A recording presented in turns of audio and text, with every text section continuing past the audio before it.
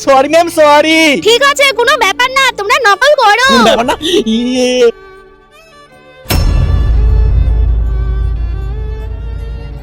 আরে ম্যাম আমাদের নকল করতে দিচ্ছে কেন? আরে তুই আমখানা আটগুনে কি করবি? নে গুদু।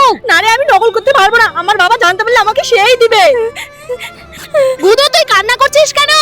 কারণ ম্যাম আমি নকল করতে পারবো না। ঠিক আছে, আমি করে দিচ্ছি। আরে ম্যাম তো গুদুকে লিখে দিচ্ছে, যাই স্যারকে বলে আসি। স্যার এই দেখুন। এরপর এমন কিছু হয়েছিল সেটা আপনারা দেখলে হাসতে হাসতে গড়াগড়ি খাবেন। তার আগে তুমি যদি তোমার মাকে ভালোবেসে থাকো তাহলে চ্যানেলটিকে লাইক সাবস্ক্রাইব করে কমেন্টে আই লাভ ইউ মা লিখে যাও। আর যদি না করো তাহলে বুঝবো তুমি তোমার মাকে একটুও ভালোবাসো না।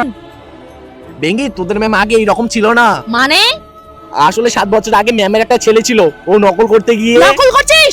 তুই লজ্জা করি না ম্যামের ছেলে নকল করা? ये रूह का लिबास